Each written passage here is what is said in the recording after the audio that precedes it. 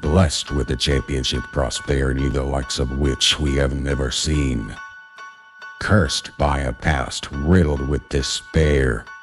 This is Blursed.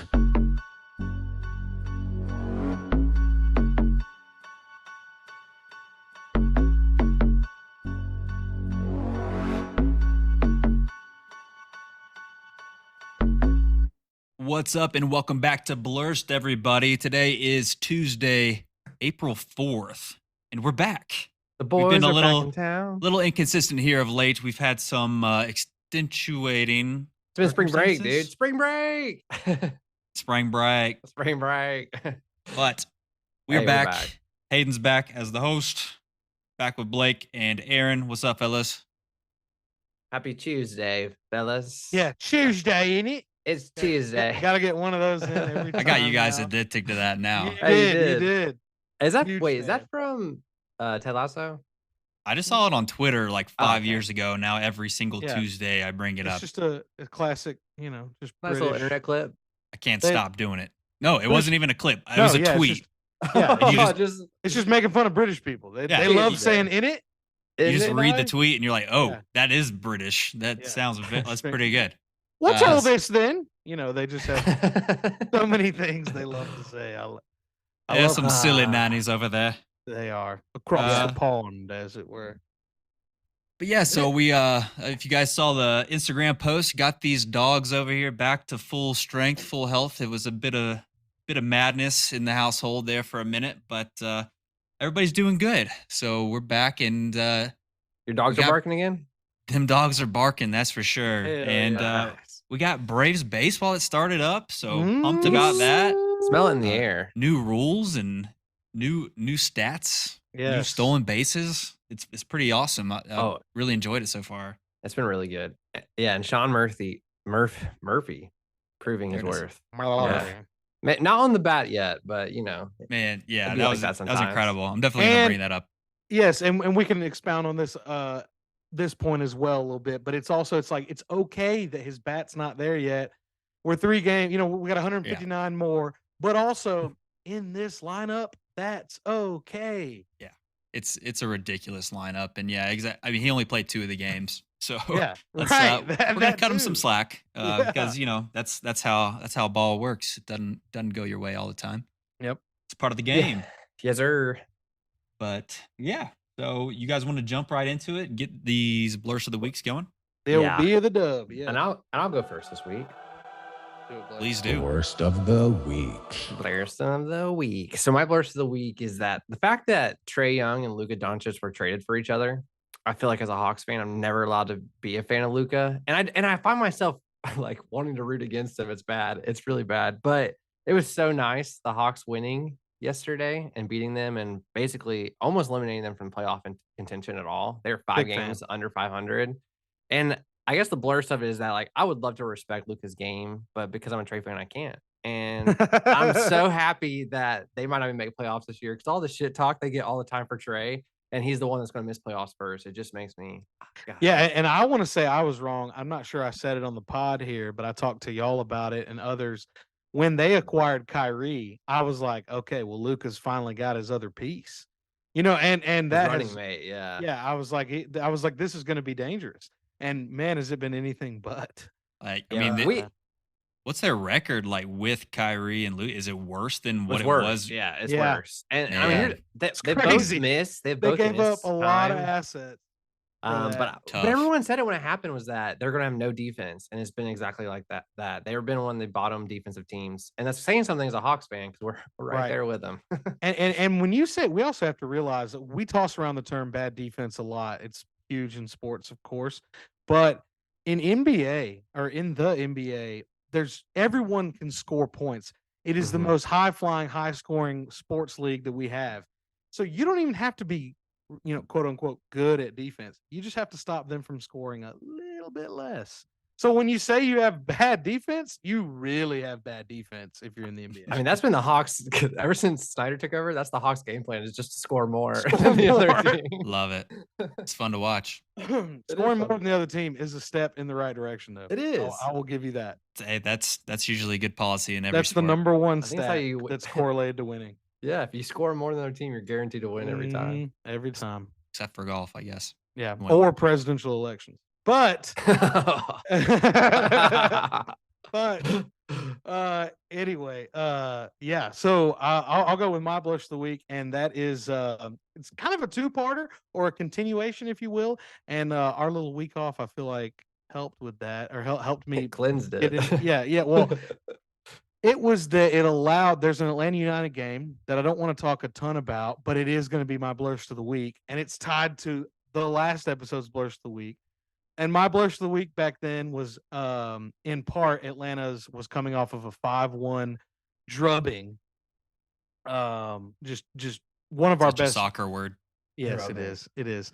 And just some of our best play I've seen since the year we won the championship. But I said then, the reason I made it my blush of the week then was I know at any moment this could all come crashing down. And sure enough, 7 Indubitably. days or less than 5 days after I said that, we got beat 6-1.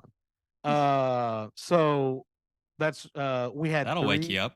Yeah, we had our 3 most key players out. Granted, that should not mean you get beat by 5 goals. So there are some problems there. However, it still is a tiny grain of salt to take with that loss. But yeah, that's going to be so. The second half of that's my blush of the week this week. That look at that, folks. It did come all crashing down. And that's Atlanta sports right there. We're so There bad. it is. Yep. Right back to it. And for me, I'm gonna go with Braves because that's what I do. How about opening day? Everything's going well. We're scoring some runs, Oh, this pitching is well, and then in the 4th inning, Max Fried tweaks his hammy.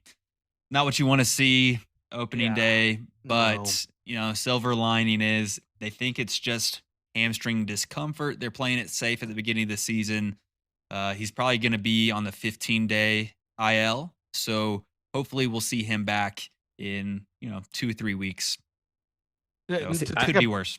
take a page out of this is something Blake would say, but good news is at least he's not our best pitcher. I mean, Honestly, yeah, you're right. He is a Cy Young candidate, and he came in Yeah. second last year. People forget Yeah. that, but yeah, honestly, he's our second best pitcher, which is an incredible It thing to is. say. I see you rocking the Strider stash too. Like Yeah, I there see it is. that. Yeah, Gotta I do like it. There it is. Yeah, Gotta do it. I feel the power from here. Mm-hmm. I feel like we got better looking as a group because of the stash. Like just Oh yeah. yeah. I Hayden's love it. always been known to carry a group in looks. I mean, that Oh. just Hey, that's wow. why he's done that his whole life. that's why he's here. He's the Yeah. face. You're making me blush. Oh, Lord. We can see the color. I'm not blushing, but I am nervous now. But I, What do I do with my hands? Covering up my balding head yes. here. So, all right, I'm gonna vote for Bleezy, I think, because I like the Trey Luca comparison, and I like it when we're on the winning side of that. So, Yeah. I That's personally my would vote. say that this is one of our best weeks that we've ever had as far as blush to the weeks. Yeah, 3 good ones. 3 really solid Yeah, ones. yeah, Why can't we all win? 3 true This is the most- meanings of blurs. I'll do I'm it. fine with that. I'll vote for Hayden. Or no, wait. I'll wait for Aaron. Aaron, you vote for Hayden, and then it's a 3-way tie. All right. Well, I was going to vote for Hayden anyway, actually, because I think Yeah, I there think we that go. your opening day starter getting a hurt on opening day when you win is the definition of blurs. It is, but I'm also like coming back kind of short term, so it's not like a curse. Like Right. he's out Yeah, for it's the not crazy bad. Yeah. But it is like, okay, that can happen. Hey, go us. You know All what? right, so- You guys are saying that, and then I remembered that Verlander's out for a little bit too for the Yeah. Mets, like immediately. And then I was like, I think the next city that we'll do is Blursed, New York, because man, they got it pretty bad. They They're have it getting- pretty bad. You know, I think the Yankees haven't won since like 2009 or something like that. So that's been a minute. Like, That's I think- crazy. When did the Giants win? They won. I don't know. I don't know. They won twice, but that was like 2010. Oh, you're talking around about the in state there. of New York for sports? Yeah, like they're pretty blurred. Didn't their City. hockey team? Yeah. Didn't their hockey team just win last year? Or no? Rangers? No, that was. I don't think they. There was the Avalanche. My Avs out here in Colorado. That's baby. right. That's a big deal out here. Like people don't Yeah. care about sports as much, but they do care about their hockey. So How are New York teams been so bad recently? That is true. I don't It know, is. man. It is They funny. have some blursedness going on for sure. They do. But That's all right. fine. They've done nothing but reign over sports for 100 years. So Yeah, they deserve it. that's okay. They can They take deserve it. it. Actually, no, they can't. They complain No. all the time. All right. Let's chit chat about some Braves. Ooh, So yeah, Braves. opening weekend in DC, and like we said, game 1 went pretty well. We ended up putting up 7 runs. Pitching did a really good job. Max Fried only got to go 3.1 innings, and then he tweaked his hammy, covering first base. And then the bullpen came in and shut them down. Like, we're supposed to have one of the best rotations, one of the best bullpens, one of the best lineups, one of the best teams of all time, hopefully. But yeah, it was a little bit disappointing when Max went out, but the bullpen picked up. Lucas Latouche, he came in. He's a new acquisition. He played for the Yankees last year, and he came in and cleaned up a little bit. Jesse Chavez, Dylan Lee, Colin McHugh, I like how and Jesse AJ Chavez. Minter. Jesse Chavez just picking up where he's left off every year for the Man. Braves. Just coming in, pitching his long relief. No, like He's God. solid, man. It's incredible that we traded him last year at the deadline, and then not even a month later he got cut in his back. We just got, I mean, that was part of the Raziel Iglesias trade. Yeah, And Right. now we basically just added a bullpen arm for almost nothing. God, he's so Awesome. It's awesome. Also, It's- too, to comment on you said the best team. Not to joke about that though, but the Braves said before the season, a couple of players came out and said like, "This should be our best team we've had so far." Well, so I wanted to point in on that. The exact person that said what I'm about to quote, and I think what Hayden was referring to, was a guy in the front office you don't hear from a ton, and that's the Braves president, Derek Schiller. You know, Didn't even know normally, his name. yeah, exactly, same. Until I saw this quote, I didn't know who he was either. But yeah, he came out specifically and said this is the best Braves team in Braves history. Wow. And I wanted to tell a funny little story that happened. I had just woken up and I was getting ready for work. And our dear friend Anthony, who is another huge baseball head that we've talked about a lot on the podcast. Shout out Anthony. Yeah, shout out Anthony. He shared that quote and he said, fuck this guy, Derek. Now, you had also sent me something, Blake, and I thought you sent me that. And I was like, Blake, I thought overconfident hyperbole was kind of like your whole thing. Oh, I love it. And I said that to Anthony. And yeah, Anthony was like, what the fuck are you talking about? But either way, I just thought that was hilarious that you sent me something and Anthony sent me something that was very both things that On got brand sent to for me. were Yeah. very on brand for you. But his message of fuck this guy Derek, I was like, Blake, what are you talking about, man? Like you're contradicting everything you believe in. Yeah, exactly. I don't know. Anyway. I will say this. It always makes me nervous when you throw around the best team. Like It just sets yourself up for failure. it does. The odds of you being right on that are so astronomically. It's so Yes. hard to win a championship. Like, yeah. You just you want the chip and nothing else matters, and then the Right. comparisons. Let's let that come afterwards. But it Exactly. is After an the fact. extremely talented team. I mean, just look at what happened to that Sal Licata guy last year. oh Lord, Oh yeah. yeah. Or the Dodgers manager calling their shot. Oh, we're gonna win the World Series, and you don't do that. Yeah, Just Dave stop. Roberts. He's not Yeah. he's not the smartest guy in the No, bunch. he's not. But yeah, so it was a pretty good weekend. We went 2-1. Travis d'Arnaud lit it up. He DH'd on Thursday, and he had 4 hits, Yeah. which, he's picking up right where he left off. I'll say on Thursday, it was a little bit sloppy defensively. There was like some issues with the sun. It was a day game. Both teams. Yeah, both teams were struggling with that, and there was some weird balls that kind of dropped in. Yeah, and then I don't know. It's good that we started against a team like the Nationals. It allows you a little bit more margin of error for those type of mistakes, getting the nerves out a little bit. At the beginning of the season with a team that isn't that good, and they're gonna be bad. Everybody knows it. Not to shit on them too much, but that's No, but kind of you how they should. built out the team. I was making a joke on. Oh, you wanna go Nope. first? Nope. You sure? Well, I was making a joke on Twitter, which Aaron hated it because he's a big believer in jinx. So if you're ever with Aaron, and make sure Huge. you jinx a lot of stuff, so Please that way don't. you'll freak him out. Please stop. I said I tweeted out on April 1st just because I thought it'd be funny. But I said, going to be hard for the Mets to throw the division this year. The Braves are going to run away with it. And Aaron hated it, of course. Yeah. But I think there's a lot of truth behind the sense of like starting strong this year, which the Braves did not do obviously last year, and we had to play catch up the whole year. And I think that was the Braves' goal last year, was to catch the Mets. And once we did it, we're like, all right, we're done. Like, we fizzled out. Yeah. I think starting strong and going the whole year like that is obviously going to be a goal of the Braves, and it's good to see us start off strong against the Nationals. And to add on to that, it's been since 2018, I believe, that we had actually won opening day, and not like we've won 5 straight divisions. We're going for 6, I believe, and yeah, it's more stiff competition in the division this year. Oh Last year was kind of the Mets coming out party, and then it ended up being the Phillies that went to the World Series. So, we have to come out strong. You don't want to fizzle down at the end like the Mets did, and you don't want to have to be competing so hard with those teams because you fell behind early in the season. I think it shows, to your point there, that we may be the best division in baseball. I know you got the Dodgers and Padres over there and Giants over there in the West, and perhaps those are the maybe two best divisions in all of baseball. Yeah. But it just shows that there were almost 3 separate storylines last year, kind of to what Hayden was saying. It starts off, like he said, with it being the Mets coming out party. They ended up winning 100 games. And then it was like, nope, here come the Braves with this legendary comeback.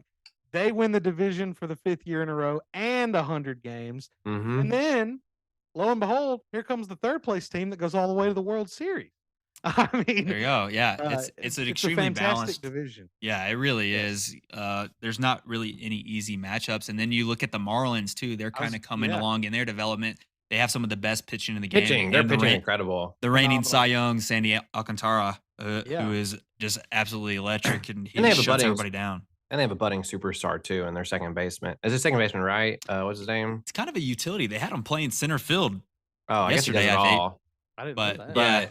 yeah, maybe I'm overhyping the Marlins a little bit, but I think it's probably they're using like their throwback jerseys too, which has really turned me on. They're like super cool and just look great. I don't think you're overhyping them, but I think it just comes to, I think the reason you said that is another testament to how, that Chisholm. He's a testament to how good the division is, because I think the Marlins this year have a real chance at being the best 4th place team in the whole league.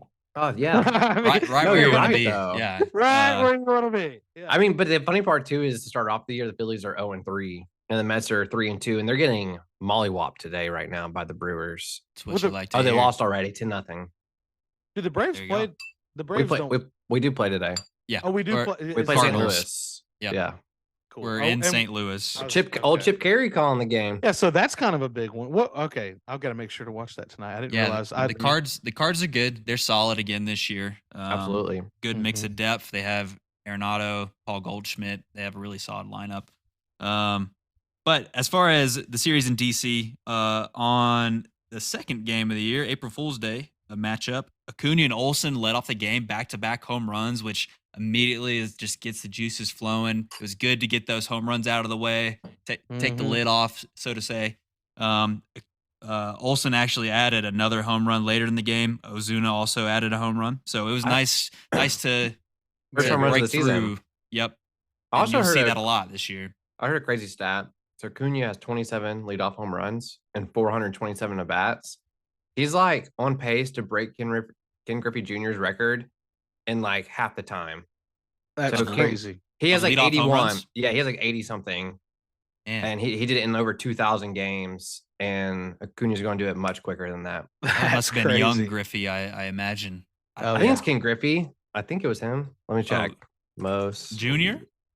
Yeah, I'm assuming Junior. Yeah. Hayden, while he's looking that up, did you see Ken Griffey taking BP the other day? Oh man. Yeah. Oh, I was wrong. Ricky Henderson. Sorry. That makes more sense. Yeah. I was about to say, I was like, Ken Griffey Jr., I don't know how much he was leading off in his career. Yeah. Because it's been a philosophy change. It's one of those things that is like a generational thing. But now the philosophy is you hit your best hitter first if they have any kind of speed at all. Yeah. And then because they only lead off once per game when for sure no one's going to be on base. And then but you want them to have the most at bats. Exactly. Yeah. So you want Acuna up as much as possible. You want Matt Olson and Austin Riley up as much as possible, which makes sense. Makes sense. So much. Yeah, and then Strider was electric. 6 innings pitched, 9 strikeouts, which, if you do the math there, that's half of the batters he faced. He struck out. Which I think he had 4 strikeouts in the first 2 innings. It was or something like that. It's incredible. Batters have a really hard time picking up what's going on with the baseball with him.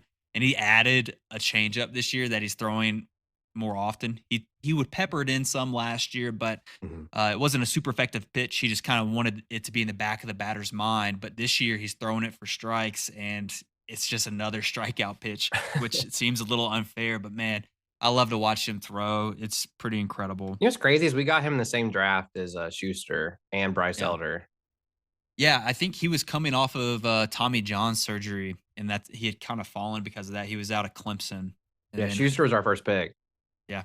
Yeah. And speaking of Jared the Cobbler Schuster, Cobbler. that's like the shoe repair.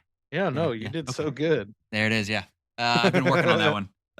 He didn't go too well in his MLB debut on Sunday. We tried to give him an easy matchup versus the Nats, and it seemed like he got in his head a little bit. He gave up 4 runs on 3 hits and 3 walks in the first inning, so didn't go great, but he ended Battle up back. pitching 4.2 innings and only gave up those 4 runs. So, kind of kept us in the ball game. The bats didn't really wake up, didn't piece it together. So, we came away with the loss there, but you take 2 out of 3, you're going to end up with a lot of wins, and that's kind of what you're looking to do every series, especially on the road.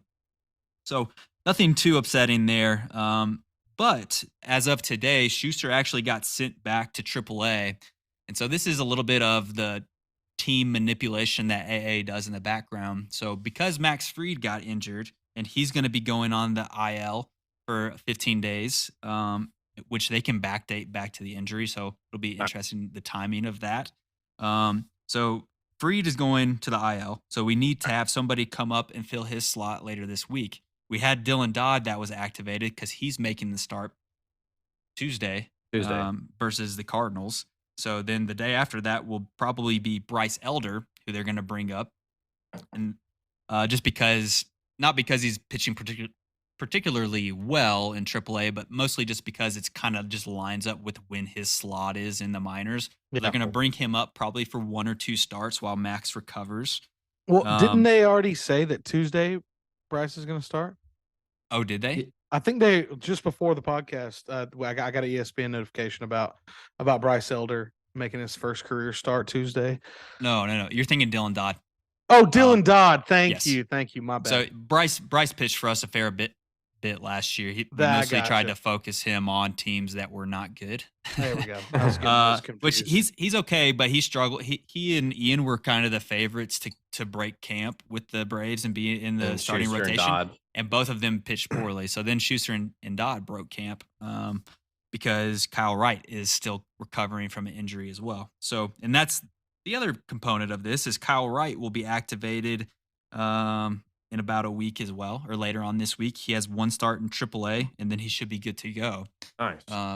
So there's a lot going on, a lot of moving pieces, and this is why it's so important to have pitching depth that you We have so much depth. Yeah, and so hopefully, some of these guys step up and rise to the occasion. It's not looking like it's going to be Ian Anderson at all.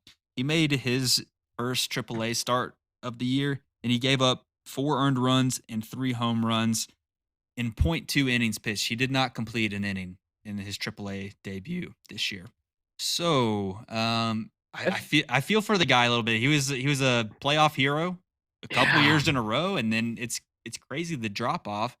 You have to think it's not something physical at this point.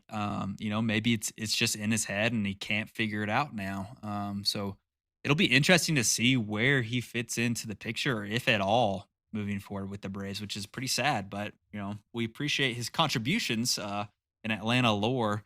But yeah, we'll see. Maybe they move him to the bullpen and see if he can take care of 1 inning at a time, make it lower pressure.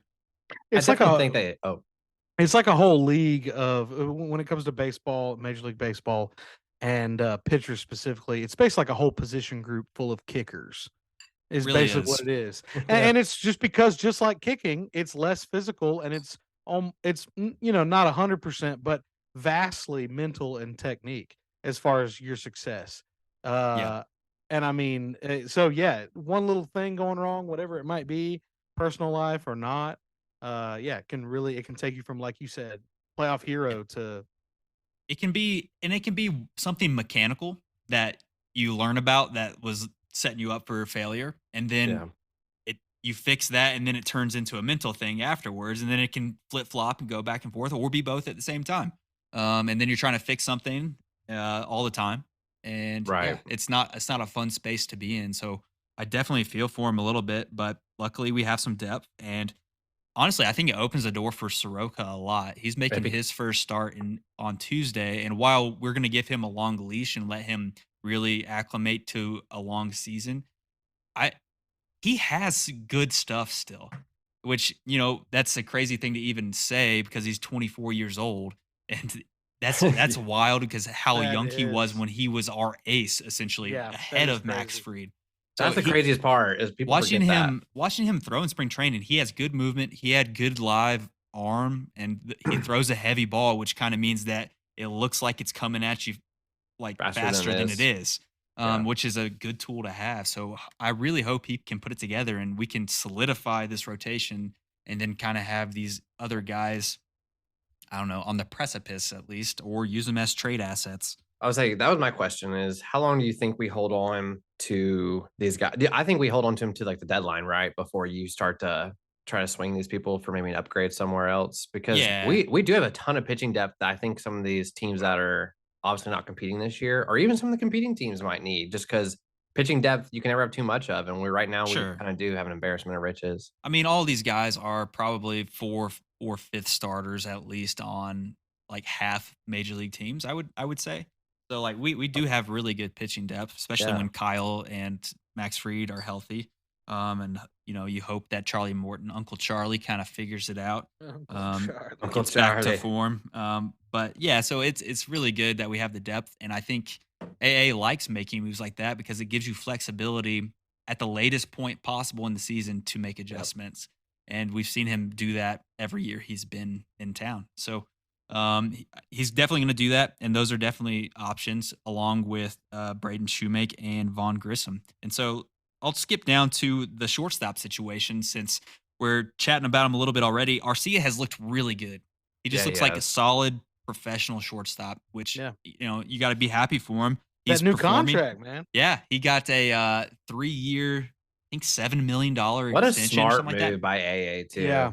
Like which that's an extraordinarily low number for a starting shortstop in the major leagues. And, Yeah. maybe it's like I'm sure he wants to make sure he's getting his money, but at the same time, he probably knows he's a utility player, essentially. And that's probably what he's going to be long term for us. So But And it's he's like kind a of bug. best case because tell me if I'm wrong, Hayden, but that amount of money, is that not like you said, paying a starting shortstop that very low. But as far as a career utility man, towards the top end. yeah, I think, average to upper utility man. Like Okay. he definitely would be a contributor. And, you're always having an infielder hurt. Like that's just, it happens Yeah. in the game. And So, it's hurt or way not, cheaper than be it 25 million a year. and I would imagine he'd probably be our backup third baseman as well if something were to Oh, happen for to sure. Houston. Yeah, He's exactly. And just second he's baseman flexible. too, right? Yeah, Yeah. for sure. And I mean, we would slot up Vaughn or Braden Shoemake. I But mean, Orlando's just been he was very consistent in spring training. He put together a good weekend series hitting, and he just looks solid. He's getting to the balls he should get to. He's making accurate throws. That's all you can ask for, really, out of Yeah. your shortstop. And that's what you need. when AA was asked about it, he said, "We'd like to have good baseball players on our team." Yeah. There you go. Simple as And that. he was one of the early trades that AA made, picking him up from the Brewers, and we've kind of just sat on him for a long time as a utility guy. And he has a little bit more upside than that, so it's a good piece to have.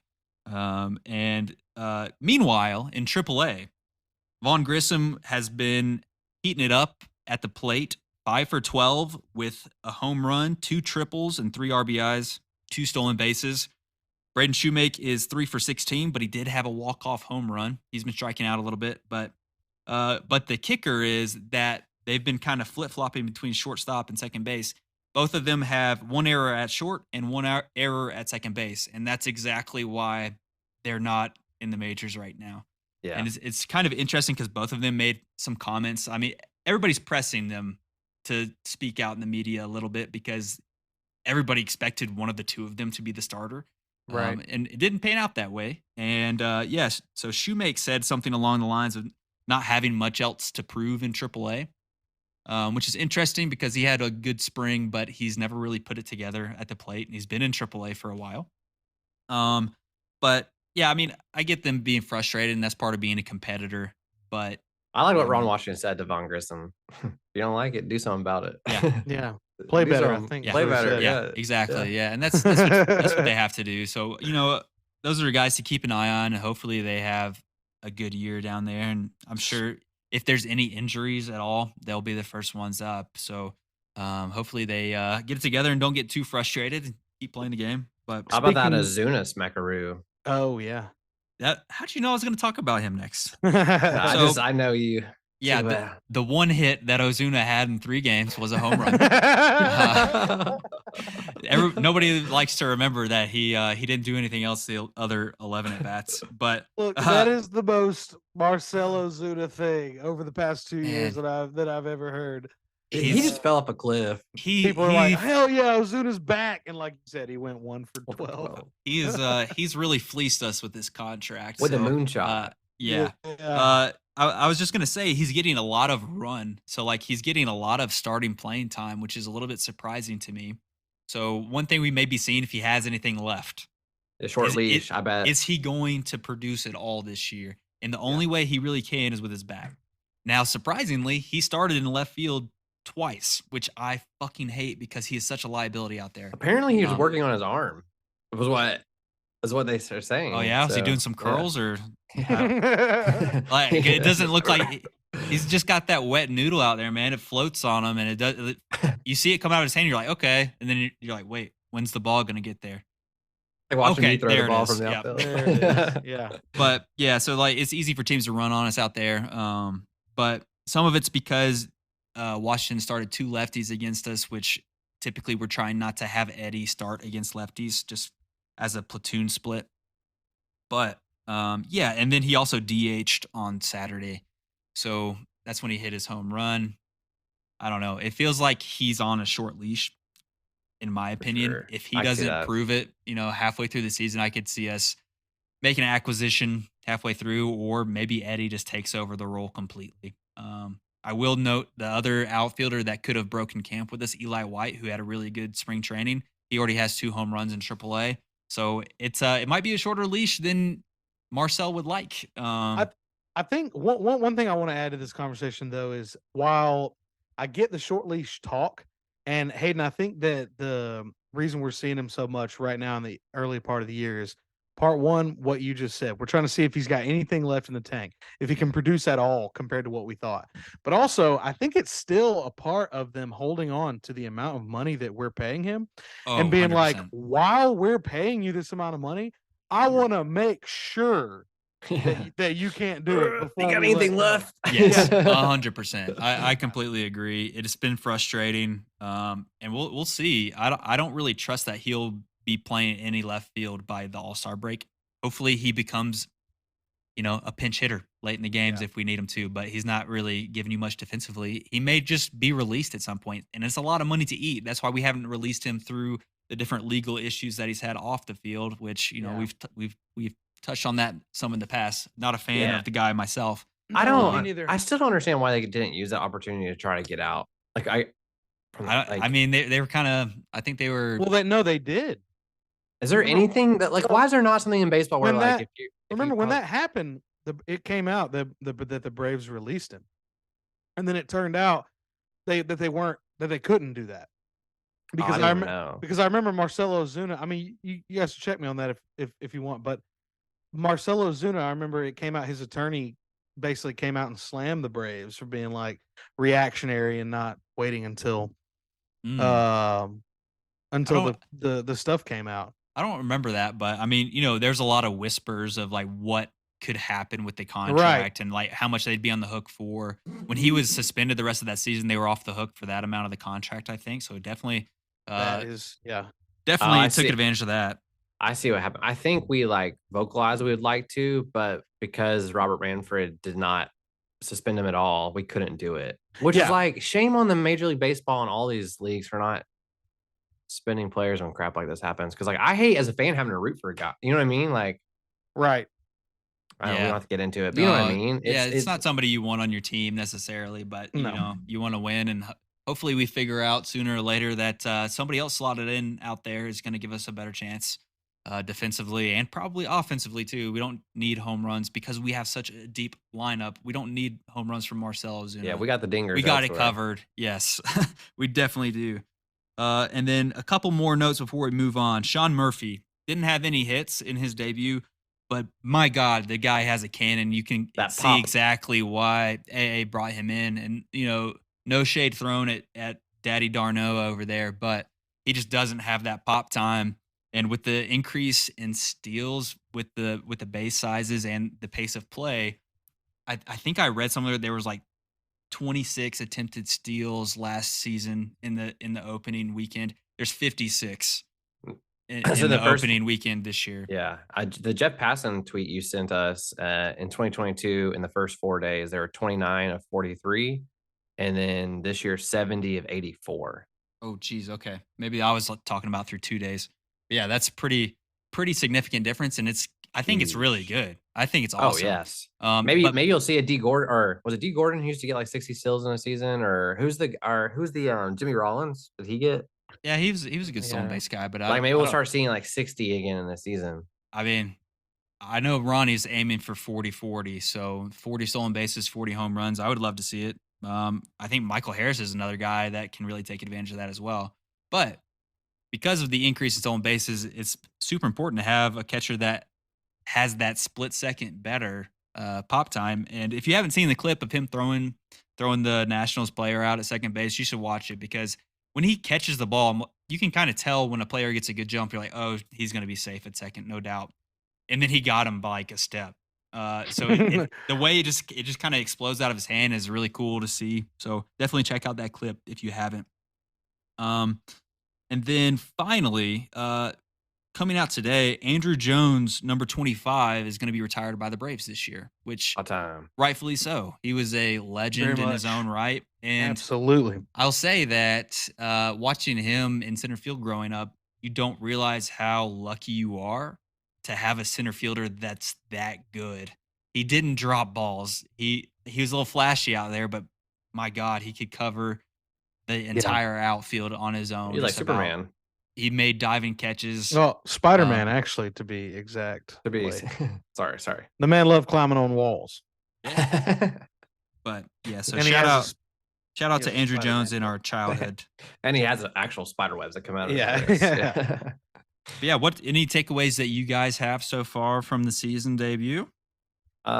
Braves wise, I mean, just it's what I expected. Yeah, I would have liked to sweep to start with, but I mean, as we all know, I mean, 3 games equals 1 game in baseball, basically, when it comes to matchups with opponents. So you cannot be upset with taking 2 out of 3. You're trying to win series. Yeah. against a professional baseball team, right? Yeah. So that's what we have to remind ourselves, regardless of what they're called, Washington Nationals or not. And I do have another takeaway. It doesn't have anything to do with the Braves, but I thought it was a wildly weird statistic. I had to double check MLB Network, of all people. Normally you would roll with whatever they say, but I had to go look it up myself, and they're right. But in the opening day, I had the Braves on and the Yankees on. I was flipping back and forth between both of those games that came on at the same time. And the Yankees were used Yankees Giants on MLB Network. So it was easy to watch that one too. Garrett Cole, they tried him out there. Great game. He only allowed 3 hits, 2 12 strikeouts, walks. something like that. Yeah, he had 11 strikeouts 11, and yeah. 6 full innings pitched. Did y'all know that on Thursday, when Garrett Cole put up 11 strikeouts, that's the first time a New York Yankee pitcher has ever had double-digit strikeouts on opening day? First time. Wow. Okay. First time ever. I Wow. thought, And didn't Roger no. Clemens? Yeah, that was where mine. Clemens my was there line for a went. long time. Yeah, that was exactly. CC where my head Sabathia went. I played was there like- too. I was like, no Yeah, way, Andy Roger Pettit, Clemens yeah. never had more than 9 on opening day. Wow. And sure enough, yeah, that is a real stat. This was Garrett Cole's first Yankee to ever. That's a have good stat. Good grab there. Double-digit Yeah. strikeouts. Yeah. My one takeaway is not Braves related, because y'all have said everything I feel about the Braves, but the time of game, the 30 minutes, basically 30 minutes faster right now on average, the time of baseball game, which I think is huge for the sport. I know a lot of old heads. I mean, I've heard nothing but good things, really. Only the people complain about are like, I can't have a beer an inning now or something like that at the game. But I see a bunch of dumbasses on TikTok. I don't know if y'all have seen them, but it's like any little thing that goes wrong at all, they're like, "You did this, Major League Baseball. Good job. Baseball's ruined." did you see the It's so stupid. I love it. what is it? The whole something about a steal now, like someone stole a base, but they weren't set yet. Yeah, so that they were able to stop. Somebody took off from first to second while the pitcher was still holding the ball, and correct me if I'm wrong, Hayden. The pitcher and the batter each get one timeout now per at bat. Pitcher gets 2. Okay, pitcher gets 2. So either way, the catcher points to first base to show that he has taken off, and the pitcher, since he still has the ball, he just calls his timeout. And did we lose Hayden? Nope. There he is. He's back now. You were frozen for a little bit, and then you just glitched back. Did you see that, Hayden? What? Yes, the stolen base thing. Yeah, it was kind of interesting. Not sure what the ruling was on that. It looks like it's umpire subjective almost, like depending on who the ump is. So I think they're going to iron some in the early part of the season, you're going to be able to exploit that, like whoever that pitcher was, because they've clearly been told, the umpires have clearly been told, these new rules are your focus, right? And enforce them over anything else. And I think that until they change their focus a little bit, that shit like that's probably going to happen. Pitchers are going to take advantage of it somehow. Yeah, I think honestly the umpire kind of fucked up that call. I think so too. I think he should have let it play out and not have called because it's every timeout is at the umpire's discretion. If he can just choose not to grant the timeout, which is what he should have done. It's a bad precedent too. If you're like, pitcher called timeout while they're running for the base. Yeah. So I mean, but we knew this was going to happen. I also saw the one pitcher who, right when the batter was ready, he threw the pitch, and then the umpire was like, nope, didn't count because he wasn't looking at your eyes. So then the next time the pitcher waits and he acts like he's going to throw it and keeps his foot up the whole time. Yeah, that's what Hayden was telling. It was like 10, 15 seconds. Yeah, and then he threw it. It's Nestor Cortez for the Yankees, who I think is extremely obnoxious. If he's on your team, you're like, oh man, I love that guy. But if not, you're like, this guy's a fucking asshole. And so, like, plus, he's like your asshole. How was that not? And Hayden, you brought it up. A balk, right? How's that not a balk? So he raises his leg and he doesn't touch the ground again. And as long as he is moving, then it's not a balk, and you can just do that, which it feels like is a loophole. But so I'm clearly wrong here, but I could have, maybe I'm mixing soccer rules in with baseball here. I thought you had to be moving towards, like, through your motion and towards home plate. Yeah, as you pitch. Honestly, that's my interpretation of the rule as well. So I don't know. We might have to look up specifically. But anyways, I just think it's super obnoxious. Like, I've seen that he's done stuff like this in the past, and you have guys with the really long windups that can't really do it anymore too, which I really like. Because I just think it's stupid. I don't know. Hey, look at me. Yeah, right, exactly. And it's unnecessary. I developed this long windup to be eccentric as a kid. All pitching is deception, right? And you try to come in the same arm angle, release the ball almost the same way, and have it be different pitches, so that way it's confusing to the batter. Right. Yeah. But I don't like it when it's deceptive in other ways. So like quick pitching somebody when they're not ready, I don't think that's good. I don't think it's fun to watch. And I don't know. I'm just not a fan of it. Didn't Scherzer abuse that in spring training against somebody? Yeah, he got one. It was something like he got somebody on. I can't remember if it was like the guy called his disengagement right before Scherzer was about to pitch, or something like that. And he called disengagement. So then Scherzer just got ready and stayed ready. And he stood there for a while and threw it at the end of the pitch clock. And then on the next pitch, he threw it as soon as the batter. Yeah, so the batter has to be acknowledging the pitcher and in the box at 8 seconds left on the clock. The pitcher has the rest of that time to just stand there if they want. And that's exactly what he did, which I think, I don't know. He's kind of an asshole. These guys try to push the limits of these rules. It is Psycho Max. I thought it was cool, though, and very interesting that they're not cool. Interesting that certain pitchers actually struggled in their opening. Like Aaron Nola's an example of that. Patrick Corbin's another example. All these pitchers who have been taking like about 25 seconds per pitch now are struggling big time, at least in their opening game because of the new pitch count. So I thought that was I think it's a routine thing, and I think you see it with the Yeah. batters too, because they used to step out after every pitch, but now they're kind of like just gotta stay step here, out for yeah. 1 second, and then they just stay there. Yeah. So I love it. Matt Olson is kind of one like that. He just stays in the box the whole time now, which I thought was interesting. I love He's just that. ready to go. Just hit the ball, grip it Plus, and he rip has- it. That's what I He say. has such a lazy batter stance as well. He just maybe lazy is not the right word, but there's like It's unique. it is that. unique. I He feel like just- Matt Diaz had the laziest one. He's always it's just like almost- yeah, Matt in his backyard. Matt Diaz, that's a good call. Yeah. But yeah, it feels like Matt Olson's just. It's like he's standing almost completely straight up. His bat's right up in the air. It's weird, but I love it. His arms are kind of out here. It's Yeah, weird. right. Hey, I as wanna see long the as he next hits Kevin it. Uke. Yeah, if he hits it, that's cool. And well, hopefully we see some ding dongs from Austin Riley here soon. He had a little bit of a slow week, but it's coming, that's for sure, and they'll come in bunches. So we might have a couple players over 40 home runs this year. That's the hope. Yeah. But That'd be sick. all right, let's move on from the Braves. They got the Cardinals and the Padres this week, so tune in and we'll be chatting about that. A lot next of good week. teams. Yes. All right, on over to United. United. Okay, there. All right, there it is. All right, so yeah, Atlanta United got back in the win column again, with a great 1-0 victory, over New York Red Bulls, in Mercedes-Benz down here in Atlanta. And let's go ahead and get this out of the way first. The first time we've ever beat the Red Bulls in the regular season in team history. So pretty damn cool there.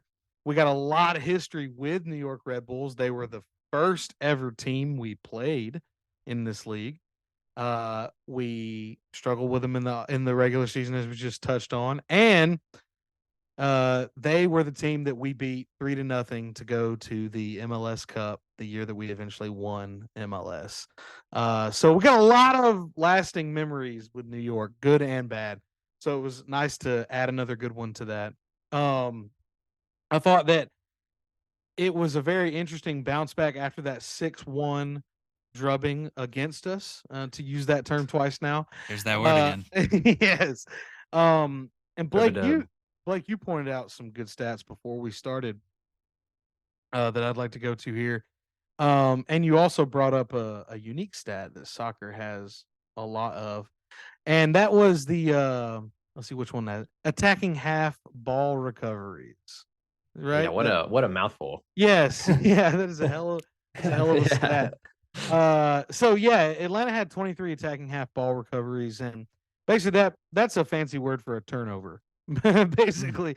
But the reason they differentiate that from an interception or a regular turnover in midfield, the attacking half ball recoveries, as you might surmise from the first two words in that 4-word stat, is that it happened in your opponent's side of the field. Oh, So- it happens on the attacking half. The You don't attacking say. half is where these ball recoveries tend to happen. And so, yeah, and it really doesn't take anyone that has anything beyond a basic understanding of any sport ever. And it's that when you get the ball in attacking positions, normally that's good. It's really not a great stat though in a vacuum. It's because it doesn't tell a whole story at all. No, and I'm glad you said that, Blake, because we had 23. Guess how many New York had?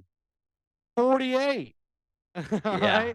right. So Atlanta found themselves under pressure. They defended extremely well. And that leads me to my next point, which is Miles Robinson was back. And all the hype goes to Thiago Almada. It goes to our new goal scorer in Yorgos Yakimakis. And it goes to, the flashy wingers, the young guy, Caleb Wiley. But the person that is the most responsible for our success, I'd say more than Thiago Almada even, is Miles Robinson. So let's just go and talk about the amounts of goals we've led up this year through 6 games, okay? We've allowed 1 goal, 0 goals, 1 goal again, and then 6 goals, and then 0 again, okay? So care to guess which one of those games Miles Robinson didn't play in? That's Who right, picked me? folks. Yeah, Blake, right there in the Could front it row. have been the game where they scored 6 goals? That's right. It's the one where they scored 6. Ooh, this is the kind of trivia I like. Yeah. I like Yeah. getting hints. Yeah, so there's really I mean, that is not necessarily the whole story, but it really summarizes everything. You don't really have to talk beyond just looking at, oh my God, we haven't allowed more than 1 goal with him in the lineup, and we allowed 6 goals in the one game where he wasn't in the lineup. So he's just he's our captain. He's uh our standing tall guy. I almost used a phrase that would harken to 9/11 there, but he's our tower. Okay. Oh, see, And he's a yeah, hero. yeah, all right. He is yeah. What's Go ahead. What's crazy to me about the last Atlanta United game was like before this, we're all saying Almada's our best player, and I still do think he's the best player. But I agree to you that Miles Robinson may be the most important player when it comes to us being competitive. Because I'll say, even in this game, Almada didn't have the greatest game, He didn't. That's a good point. but he still led to the goal score because he just an absolute rocket hits the Yes. keep, and the keeper, I think he missaved it kind of. Yeah, that is a save that you'll be that any professional keeper would be disappointed with.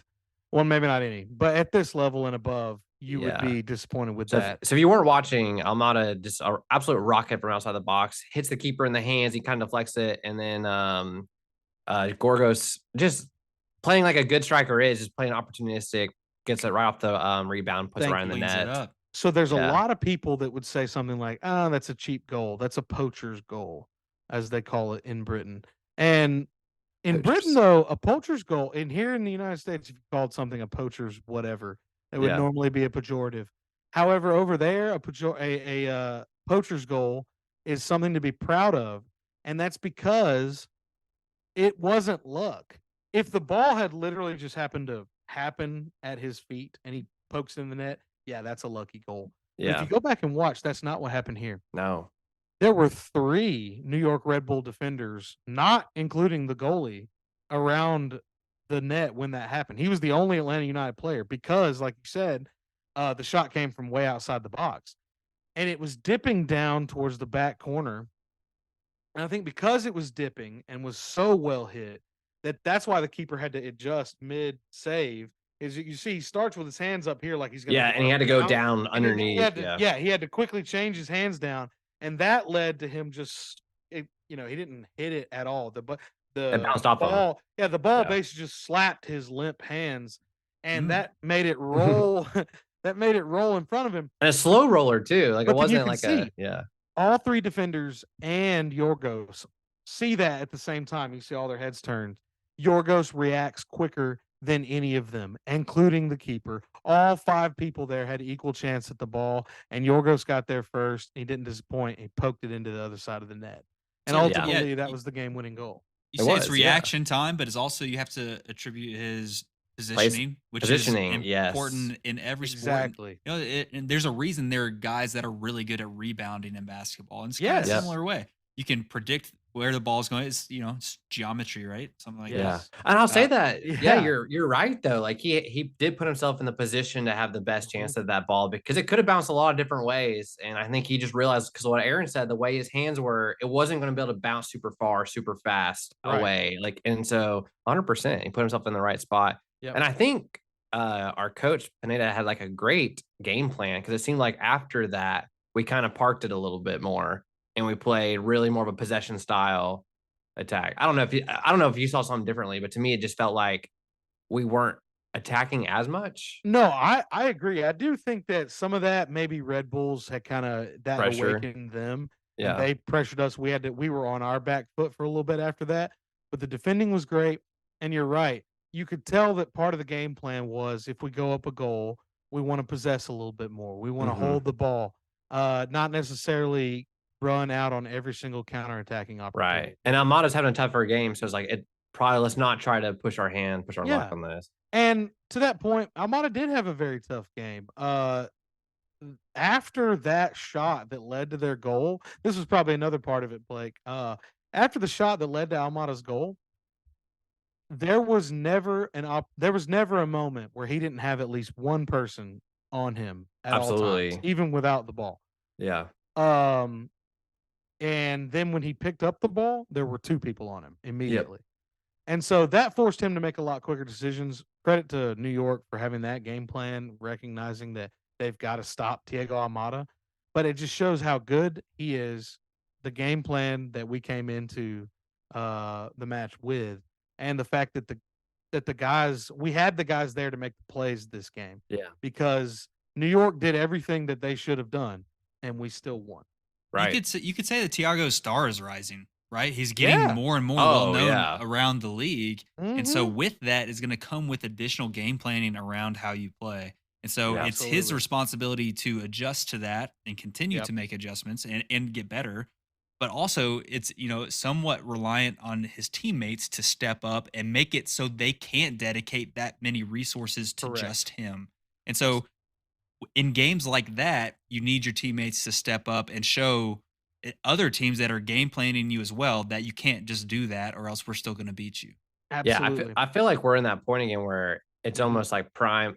I'm not trying to say Gorgos is prime Martinez, but what I'm trying to say is we're back in that point where we actually have a dangerous player again up at the top, and it makes it where any of those balls, if you just give it a chance, could go in the net. And Almada knows that. I feel like you're going to gain confidence based off that, just that one run right there. Like, like a good ball could go in the net. Absolutely. You said dangerous right then, and it made me think of that Russell Wilson commercial, that Subway commercial. The dangerous. That is dangerous.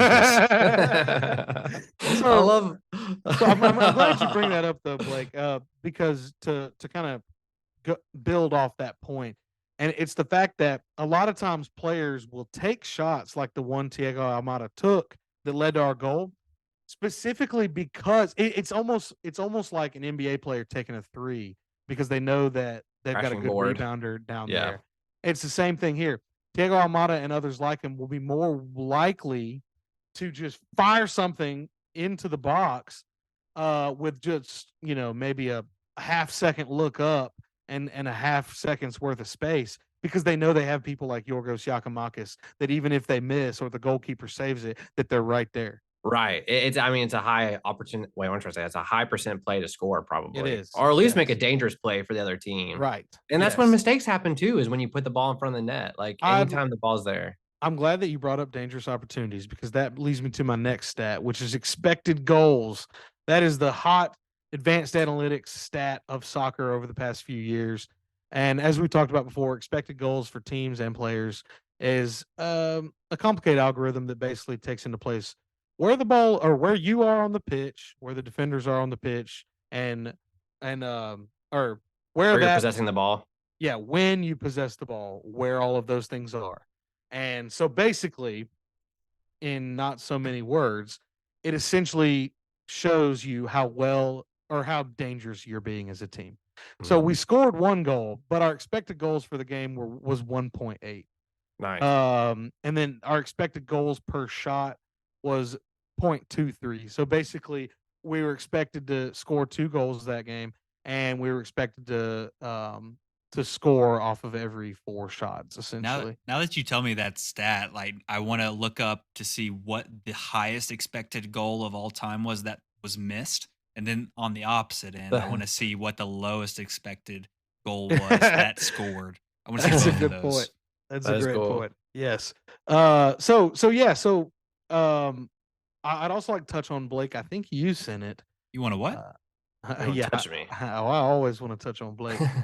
But it was the Mike Connie tweet you sent out about the types of wins that we've had this year. Oh, yeah. Here it is right here. Mike Connie of 19 The Game pointed out that in the first 6 matches of 2018, in not so much in this order, but in those first 6 matches, you had a blowout road loss, followed by a home win, a blowout home win over a Western Conference team, a well-played home draw, and then a nervous win that you held on for at the end. And in the first 6 matches of 2023, we've had exactly that. Not in the same order, but we've had a blowout road loss, followed by a home win, a blowout home win over a Western Conference team, a well-played home draw, which was the 1-1 over Toronto, and then a nervous win, which is the game we're just coming from, the 1-0 win No, I think the nervous one was the one that we barely escaped in extra time because of Oh, Almada, yeah. and this No, was that's a good point. and this was Yeah, the you talking about the home win. 2-1, the first game of the season? Yeah, that was like gonna be like we almost felt like we were gonna lose it, and then we got it at the very end. Yeah, Yeah. so it could be Either Either way, yeah. both wins, do those things really correlate? No, not really. But I think the point Mike Connie's trying to make, and the one I'm trying to make now, is that this year has continued to show promise. And Yeah. even though I said in the Blursed of the week that it did all come crashing down, and that's certainly what it felt like watching my team lose 6-1 against a team that also was losing or was missing starters. Key players, yeah. That I don't want to say we're necessarily back because I'm not sure we ever left. The first 6 games here, we Yeah. haven't had a better 6-game opening since the year we won the MLS Cup. I think something else too to say that we are back is the fact that we came back this week and won 1-0 against a Yes. really historically good team. And we won it in like I would say a pretty decidable fashion. I felt like we were in control the whole game.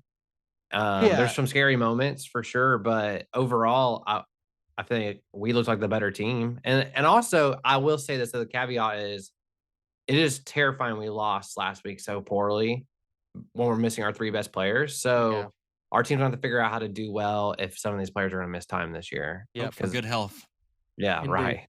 Hope for good health indeed. Indubitably. Indubitably.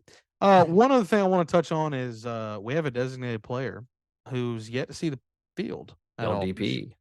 Yeah, and designated players are your big superstars, and so we brought a guy in from La Liga, over in Spain, and named Luis Abram. He played for Granada, and I was very excited for him. I thought that y'all remember me saying before the season started that when we signed him, I was like, okay, this wraps it up. This makes it clear Pineda wants to play a back three. He wants to have 3 center Yeah. backs back there because I'm like, Oh, we've yet to get yes, right. Yeah, We've yet to get our he's yet to touch the field. But for the past, I think 3 games, he's been on the bench. So he's with the team. He's practicing. He's a member of Atlanta United, but he's not getting in. So that's interesting. yeah, I just want to throw that out there as food for thought because when the team's winning, it's tough to dissect what the coach is doing. Did he play at all last in the 6-1 loss? I don't think so. That's interesting too. Yeah. So I don't really know what the plan is there, unless the only thing I can think of is they brought, Miles Robinson is for sure the starter at center back or one of the starters Right. at center back. But and the way it's been is since he's been here, Juanjo Peralta has been the other starter. But maybe this was just like a competition move. Hey, let's bring this guy in to put him beside Miles Robinson. But Juanjo has remained the best other center back, both in practice and in the matches. So maybe that's the only reason he hasn't seen the field. Did Juanjo start this last game for us? Yeah, Okay. Juanjo, I think, has started every game at center back. Okay. Iron sharpens iron, right? Indeed. So it could just be a case of that. Yeah. And it's not my money. It's Arthur And Blake's. maybe So- we don't want to play a 3 center back like you said. Maybe, but No, maybe that's what I'm saying. I think it's clear that they don't. Yeah. now.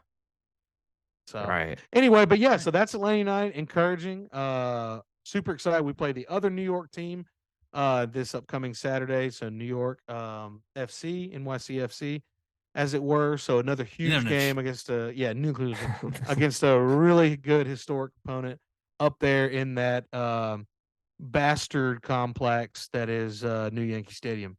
It shouldn't be allowed to. You shouldn't be allowed to play sports there. Too small for all sports. Way too small. What is this? A sports complex for ants? For ants.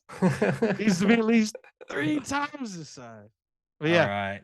that's Let's mosey on over to the Hawks. Hawks. We're about an hour in, so we gotta skedaddle through here. All right, I'll do my bestest. So since last time we've talked, we're still maintaining the perfect 500 Hawks. Literally, we are historically mid. So if you're not aware of this, we are like we are beating the NBA record of staying within 1 game of 500 for most consecutive games in a row. We're over 30-something games in a row where we've been at least a half a game above, half a game below, or 500.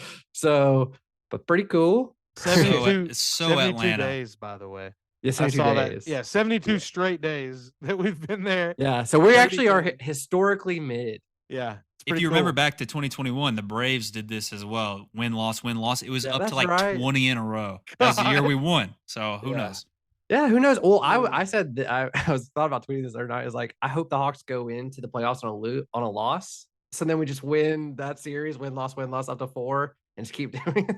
Hey. I don't know, it's a joke, but I don't know. A lot of people are theorizing that Quinn Snyder right now is not focused on wins and losses as much as he's focused on seeing what the team has to offer. Like just actually scouting out, all right, what player can do what well.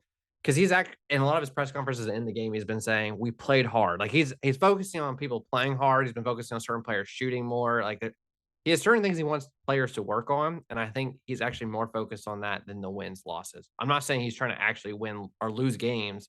I'm just saying I don't think he's always putting the best players in at the clutch time to win a game, if that makes sense. Right.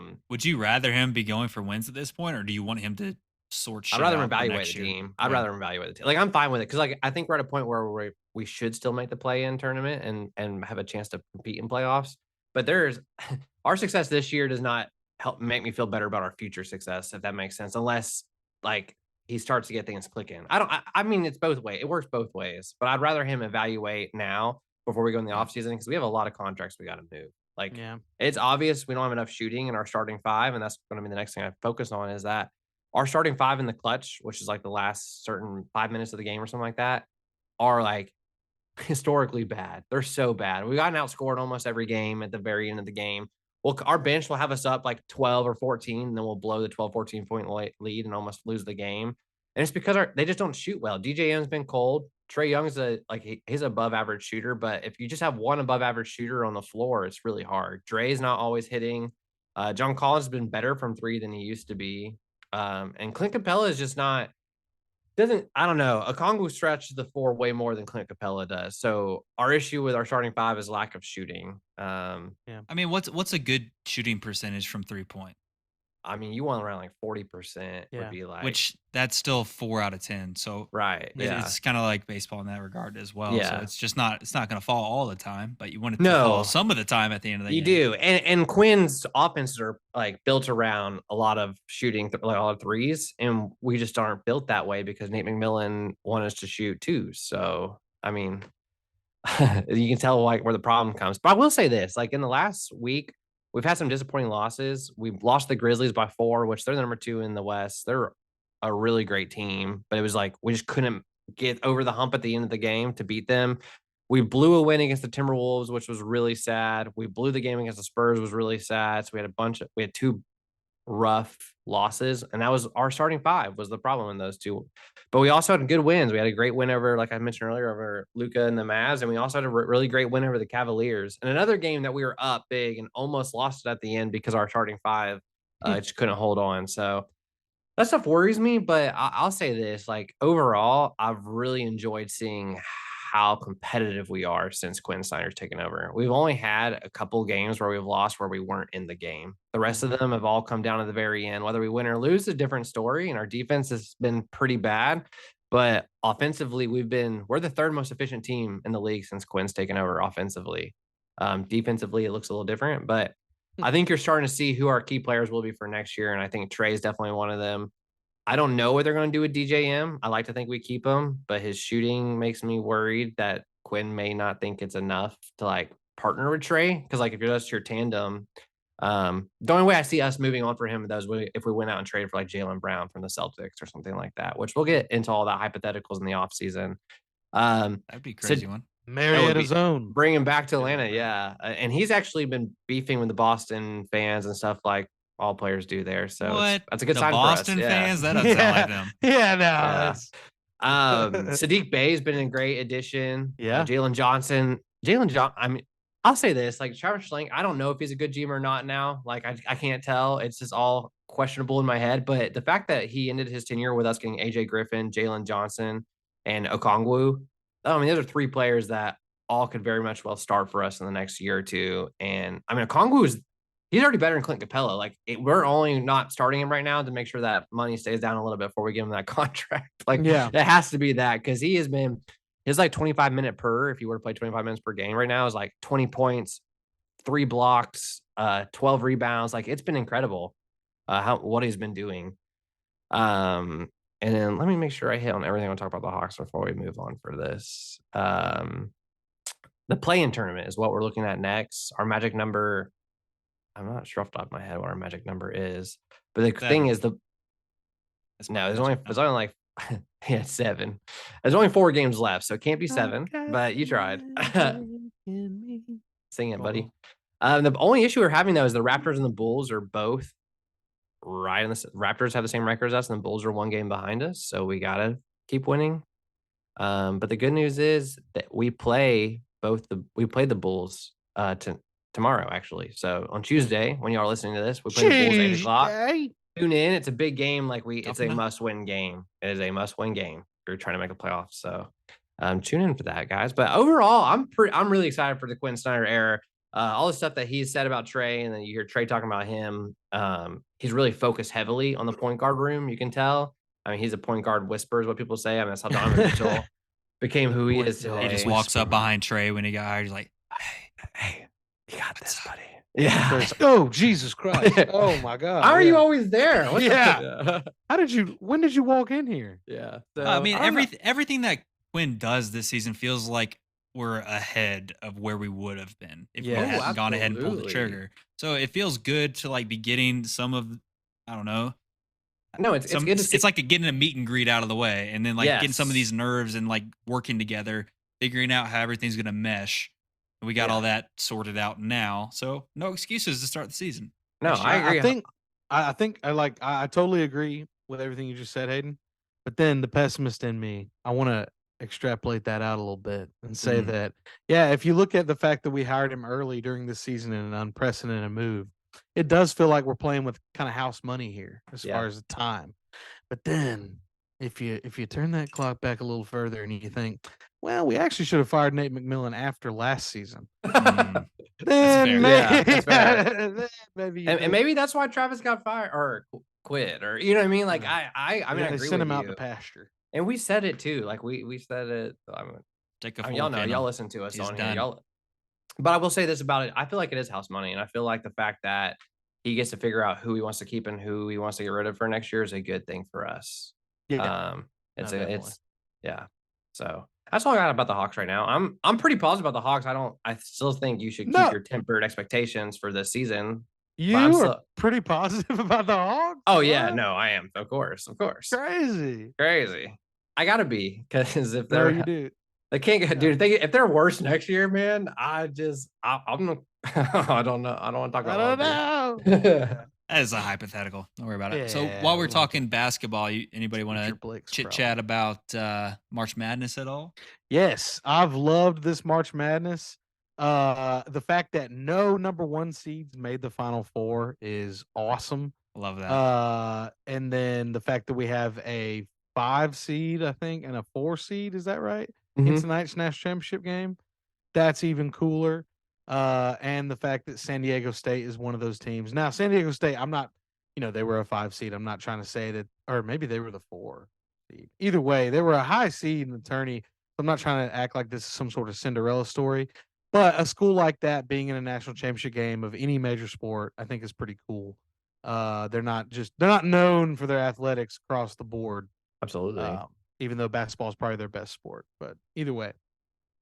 I'm pulling for San Diego State myself. Yeah, I'm rooting for UConn. I had them in the Final Four actually, UConn. So that was the only one I got at the 4. I'm pretty sure. So better than most. Dude, the thing about UConn is crazy. Is they just every 2 to 6 to 8 years, they're like, oh, we should try to win a national championship this year, and they do it. Like they've won 2 or 3 in our lifetime. It's nuts. So it'd be nice to be a UConn basketball fan and nothing else. And the thing about it is they're not even consistently good. It's it's not a back-to-back thing. It's I think about 4 years. They hit that fucking rebuild button hard when they do it, and then it's like the opposite of Gonzaga. Around. Right. Gonzaga just can't never win. They're always there. Let's win 30 games every year, but never a national championship.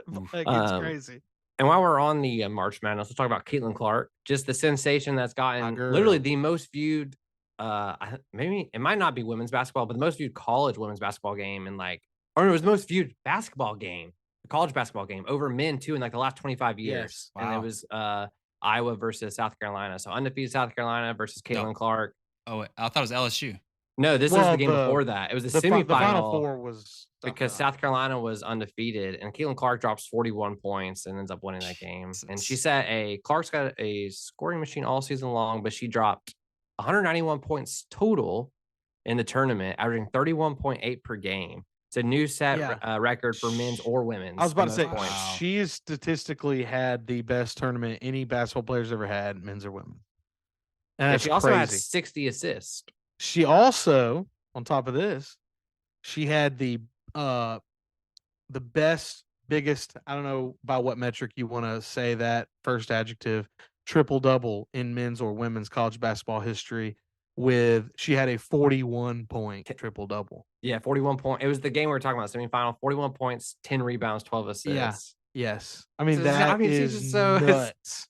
She's awesome, man. Maybe is she coming out of college this No, year? she has to play another year according to the rules. So yeah. for some reason, women's basketball is different than men's. Men don't have to do 1 year college. Women she has to go back and play again. Well, it's kind of awesome though.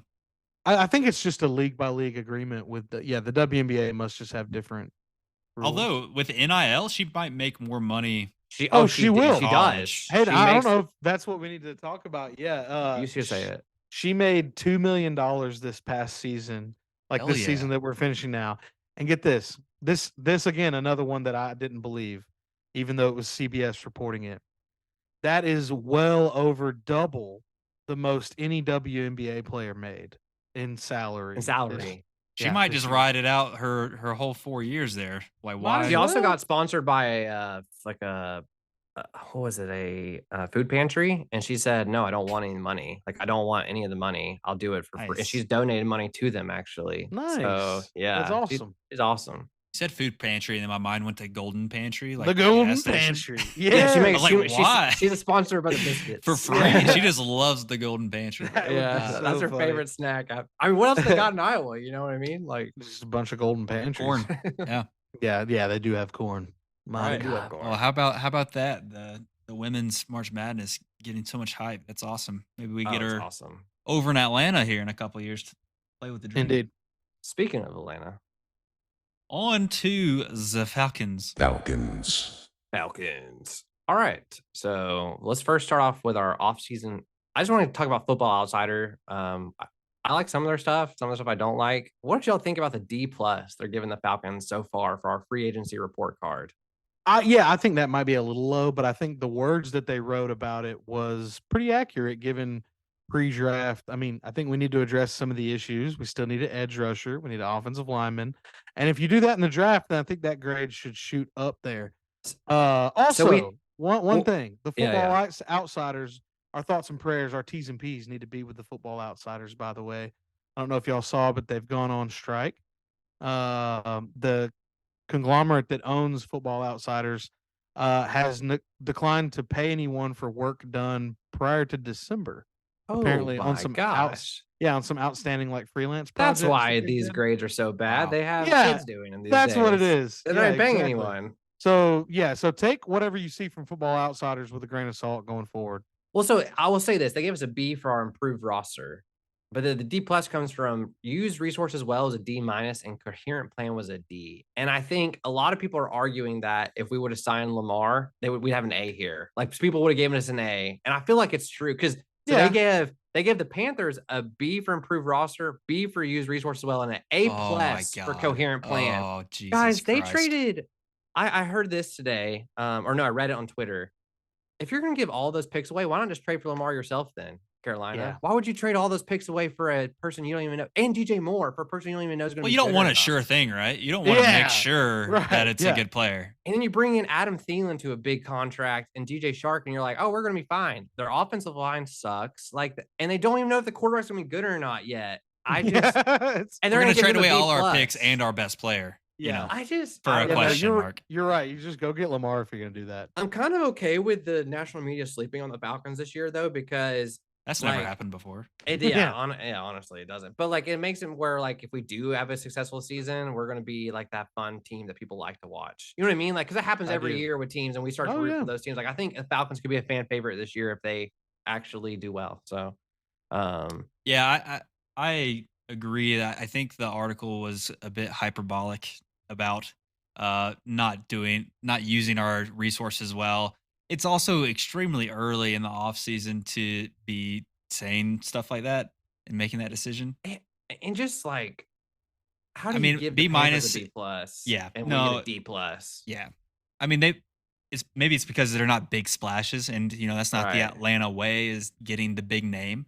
Calais Campbell's a big name, but he's on the back end Hey, of we his got the number career. one safety in the free agency too with Jesse Bates. Like Yeah, he was one of the number one targets for any team. yeah, it's hard to say. So I mean, as far as edge rushers go, maybe Ryan Nielsen is like, we have it here, we have the talent. Yeah. Let me work with it, and then we're gonna be able to produce. Right. And also take any of these grades before the draft with a grain of salt as well, because the full plan's not done yet. I Yes, also think media has a short-term memory. Like the Desmond Ritter was projected to be a first-round pick last year, and he fell to the third, and the Falcons scooped him up, and like that was their guy the whole time. So the plan always was to start Ritter. Whether he's going to develop or not, no one knows until he's out there trying. But like yeah. that was the plan. Like from the day they drafted him was for him to become the starter. So I just I feel like there is a plan, and I want to talk a little bit about our free agency. When you're Please talking do, about what was that? please do. Oh, I will. Yeah. So I think something important when it comes to NFL free agency is to talk about who you added, but also who you lost, and kind of see if they offset each other or if you're like you think we did a good job with that. And for me, if you look at who we lost Mariota, which thank God. Oh no. Isaiah Oliver, we lost him to the 49ers, but we replaced him with Mike Hughes. For me, that's equal to me. Mike Hughes was a former first round pick. He's going to play the slot cornerback for us. He has good speed. He's physical. Isaiah Oliver, he wasn't anything to write home about either. He was going to be your slot guy. So I feel like that's net even. We lost Abdul Anderson, but we signed David Onyemata. David Onyemata is way better. We lost Michael Ford at cornerback. He's another one of those like fringe guys. We're going to let him walk anyways. And then go along with the rest of our signings, we signed Jesse Bates. You bring back Caleb McGarry on a cheaper deal. You got Caden Ellis, who's a great Swiss Army knife at the linebacker position, got 7 sacks last year. Taylor Heineke, great backup. Calais Campbell, who's someone who had multiple offers from a lot of. I mean, here's the thing about Jesse Bates too, and Calais Campbell. They both had offers from other teams, better teams. Obviously, the Falcons had to pay a little bit more to get him, but that's part of what you have to do when you're a team trying to get to that next step is pay a little bit more for these big veterans. You also brought in Mac Hollins, he's better than the other receiver we had last year behind Drake London. Scotty That's a Miller's an great point. upgrade over OZ. So if you're like looking at our free agency and just trying to compare what we lost to what we brought in, it's been improvements at every position, every level. And the Sure. ones where we lost, I think we replaced with either a better player or equal player. So for me, free agency has been a big win for us. And I think if you look at what we still need after free agency, I have left guard, edge, wide receiver, running back, middle linebacker, and cornerback.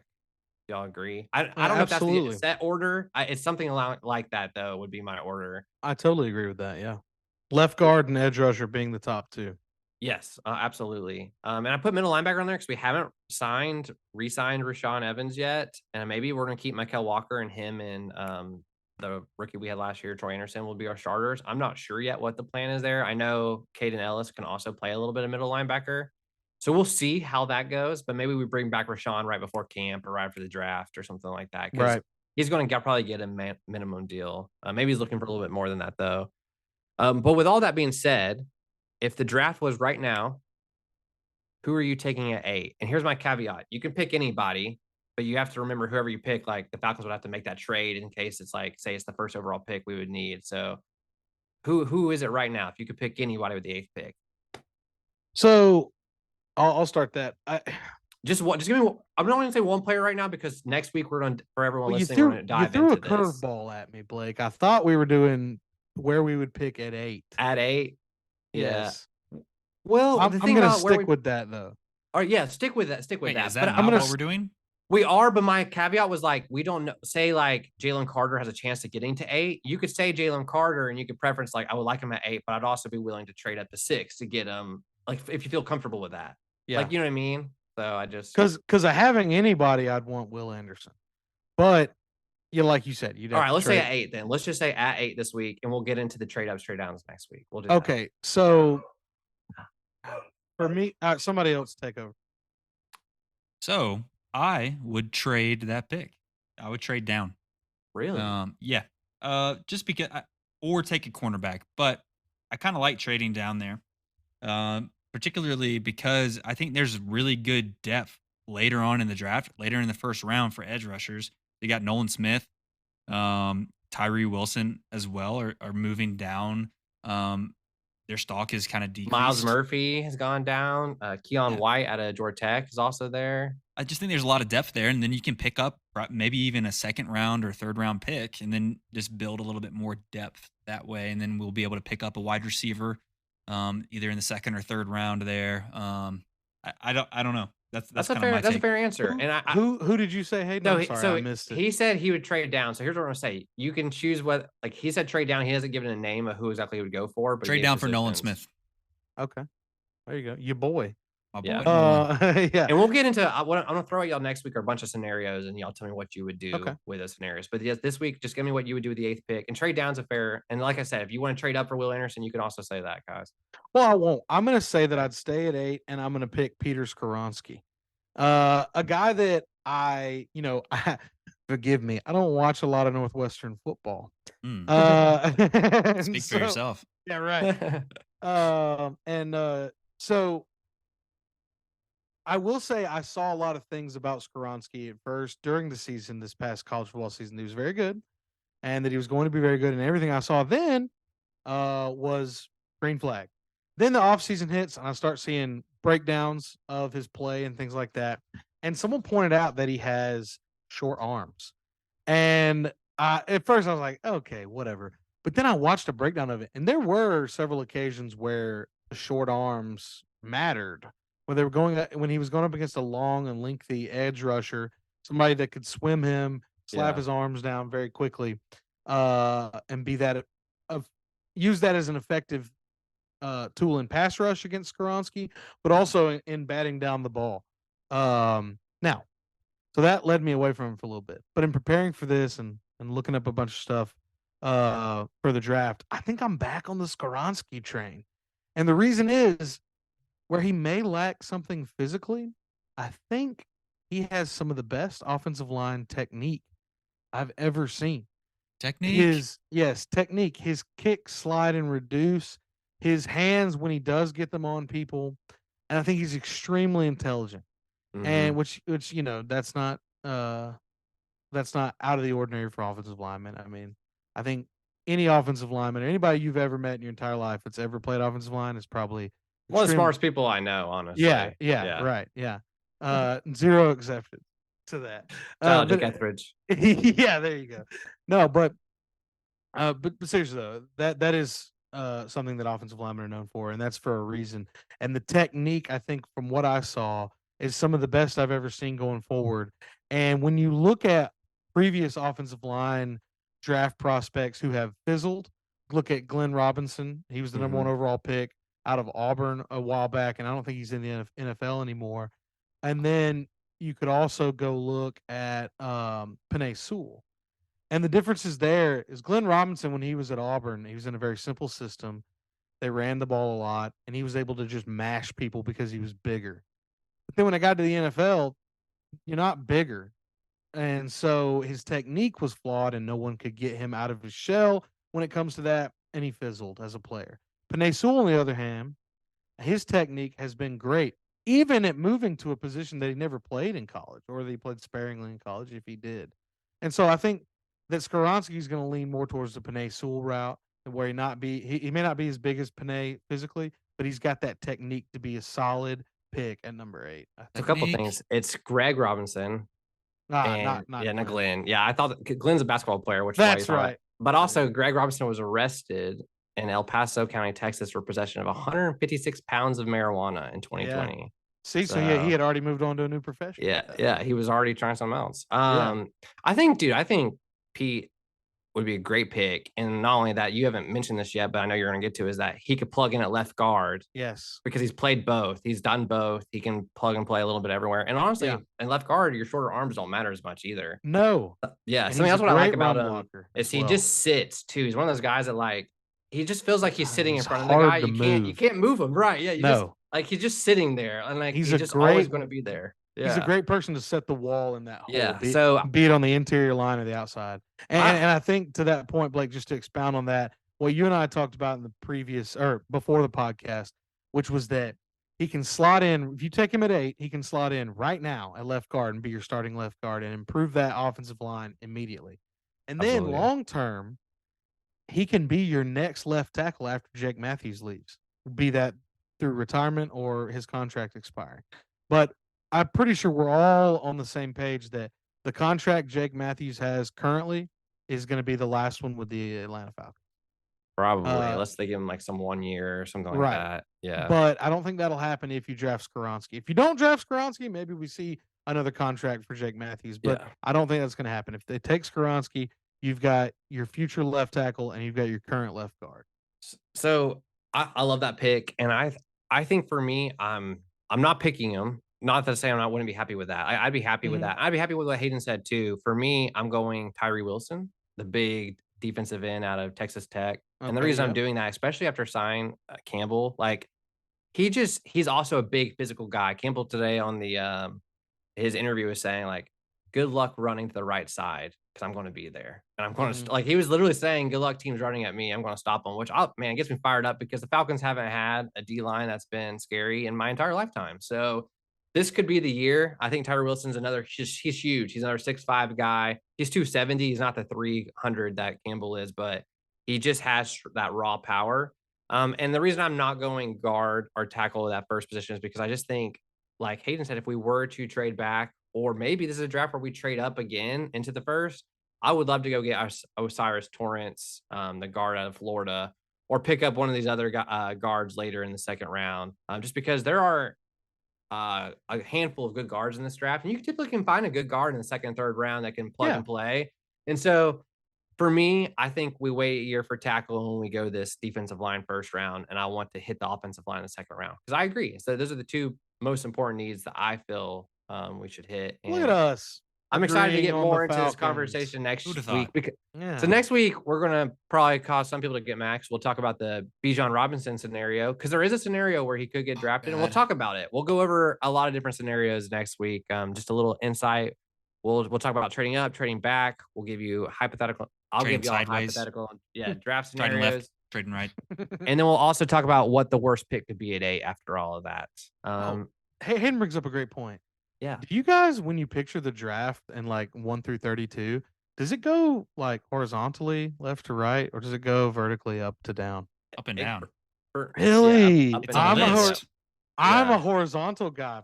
When I picture it in my head, left to down. Well, I kind of you like a big semicolon guy or what? I'm not. Well, there's no semicolons involved. I like four rows just of spacing. You tabbing in between these players. Just like ridiculous. A column, just like we're like a cell. Basically, it's one row in a spreadsheet. Okay, yeah, scrolling down. Talk spreadsheets. Now I'm speaking your language here. All right. Yeah. Okay. So that leads me to this next question, and I guess we know the answer. When you picture the calendar year, January to December, do you go left to right or top to bottom? Left to right, but it's like a calendar. It goes every week.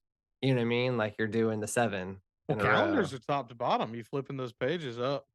Right, but the days of the week go left to right on them. They do. So you picture the months there.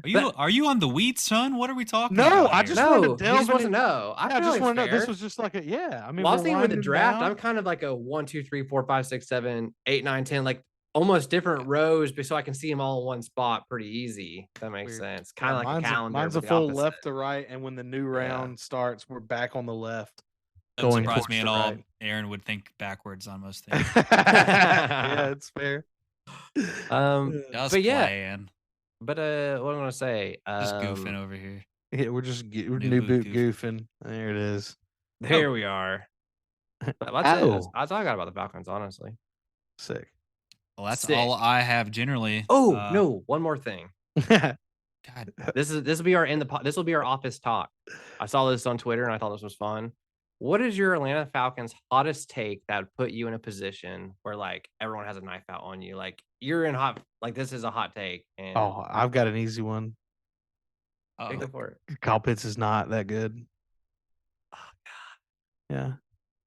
you got Not a one hot take, more. that's a You have bad one take. more year of Yeah. that being a hot take, because either everybody's going to agree with you after next season, Or or everyone's going gonna think you're wrong. Yeah. Yeah. What about you, Hayden? Do you have one? You go you don't have- first. I'm collecting. Mine, so the one I tweeted out, mine was, I believe that if you were to play the 2017 Super Bowl in a simulation, the Falcons win it 9 out of 10 times. And like the Patriots found that one way they could win it. Like It's I just unhealthy to live like that, Blake. I know, but I just thought that's a fun one. Go back, play a little Fun! revisionist. It's fun to remember well, that. Well, it's fun to me because the Falcons team really like. I feel like a lot of people don't realize how good that Falcons team was, and it's going to always be slept on because it was the greatest comeback in the history of Super Bowl. But that Falcons team was so good. When you said that stat, though, something popped into my head because if you want to say, yeah, maybe within that game in a vacuum, 9 times out of 10, if you play it 10 times, the Falcons win 9. Yeah. However, that season, as it unfolded, if you want to go all 19 games that we played, We were world beaters, dude. but the thing is, if you play that, or well, let's just go with the regular season then. For my point here, if you go with that 16-game season again with that Falcons team, 9 times out of 10 we don't go to the Super Bowl. Oh yeah, but that's because of how hard it is to make the Super Bowl.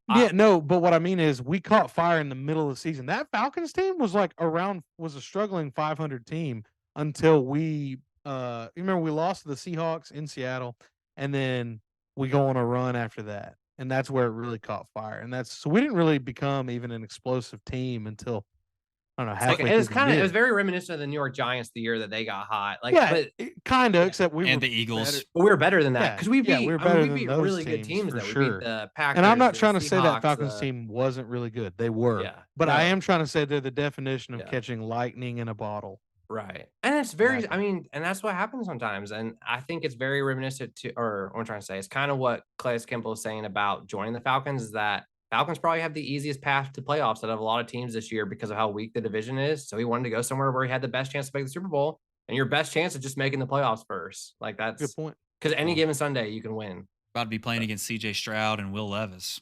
Oh, he's gonna have a field day. Don't know how long we're gonna have to eat. Yeah. Those guys Or- are good. Or Robinson. You said Hey, if dude, we they're played in a They're real vacuum. dumb. They're a You bust Yeah. every year, man. What kind of vacuum are we playing in? Talking Yeah. Dyson? We talking? We have Roomba? been talking a lot iRobot? of A little Robot? dust, a little dust devil. episode. Ooh, Yeah. Okay. Classy. What's Uh, your hot take, man? All right. I've gathered a hot take. Matt Ryan is undoubtedly the best quarterback that the Falcons have ever had in their You- franchise history. But You better That- cross some fucking lines here. but from an NFL perspective, that's a really weak best quarterback to have in franchise history, like compared across the NFL. Dude, I really Hayden. I hate that. I mean, I could see the argument for it, but no, he's a Hall of Famer. he is a Hall of Famer. Do you said think he's a hot Hall of take. Famer? Yeah. Do Okay. you think That's he's a Hall of fair. Famer still? That's fair. Do I? Yeah. no, Oh, wait, no, you asking me? I or want me? Hayden. I just Oh, want to yeah. know. Yeah. Do you think he's a Hall of Famer? Who's the last quarterback that went in the Hall of Fame? I don't even know. Brett Favre? I don't know. Might have been too long ago. Did Andrew Luck just go? I can't remember. Oh, if Andrew Luck gets in, Jesus Christ. he No, there's there's no way he is. Okay. No, he didn't. But he gets eligible this year. Is that Peyton right, or Manning. something? Peyton Okay. Manning probably was the last one. Stop. That's an unrealistic. Brett Favre's also but he also won 3 MVPs and a Super Bowl. Ah, man, it's Yeah. tough. He won it. He won 1 MVP. He has had a very good career, but I don't know. He's on the threshold of like maybe yes, maybe no, and it might depend on what like the next generation of quarterbacks do if he gets in or not. So there's Well, a guy I give you named, that. But do you tell know who me- Ya Tittle is? Yeah. Why it's YA. YA Tittle. Okay, so his key stats are 1963 MVP, 7-time Pro Bowler, and led 3 different franchises to playoff appearances. That's it, and he's in the Hall of Fame. Yeah, that was like 80 years ago, I know, but you have to also caveat the fact that Matt Ryan played in 60 years ago. while Tom Brady was quarterback. That's 7 Super Bowls right there that you You can never have. I don't think you can caveat that. Just because you played in the Tom Brady era, that means that you should get a pass on if you win a Super Bowl or not. No, that's ridiculous. I don't know. Well, I'm it's similar to about- being it's similar to like being a basketball player in the 90s. or in the East when LeBron was I think there. that is a bit of an asterisk. Or yeah. A little bit, like Oh. just not to say why you're not won a Super Bowl, but just I don't know. Matt Well- Ryan, every other statistic is like at the top. This is Okay, all so- I'll leave you with here, Hayden, is Please do. that he is, in my opinion, and I think it's clear that he's not only the best quarterback in Atlanta Falcons history, but he's the best football player Player in yeah, Atlanta Falcons history. absolutely. I And agree with that. I think if you are any NFL team's best player of all time, that makes you a Hall of Famer. I get it. Mm. Atlanta doesn't have a storied history, but I think that they still have a history going back to the 1970s or 60s, actually, I think. Matt, No, hey, Somebody's forgetting Matt about Ryan- Brian Finneran. But Matt Ryan okay. is seventh all time in passing, ahead of Dan Marino and also ahead of Aaron Rodgers. Now there it is. That's a stat. If there's only 6 players that have more passing yards than you, I think you Think- deserve to think be. Two about of them it. are Big Ben and Philip Rivers, but Big Ben's a Hall of Famer. Okay, so here's But Philip this. Rivers isn't. If but Matt Matt Ryan- Ryan is and Phillip Philip Rivers Rivers is, Philip Rivers. They're the Oh, same. No, they're the same. no. Philip Rivers never went to the Super Bowl. He barely won a playoff game, and he had no MVPs Arguably in a worse. and a better Franchise. team. And he had a better Yeah. team than Matt Ryan did most. Yeah, Not the Super Well, Bowl no, I don't year. know. No, not I at don't know all. about that. Remember the Chargers? Those we talked about them on the pod a while back. Those Chargers teams were weird. They went 14-2 one year and got bounced in the first round. They had the best offense and defense and didn't I make think the you playoffs. have to think about it from like a generational perspective. Like how many quarterbacks from that generation Yeah, can get into Hall Yeah. of Fame? Big Ben is in. Unfortunately, he's a piece of shit. But I mean, Tom Brady, Peyton's kind of Peyton like a Manning. mix of Drew the two Brees. generations. Drew Brees is in because he won. Super and Bowl. also arguably a piece of shit.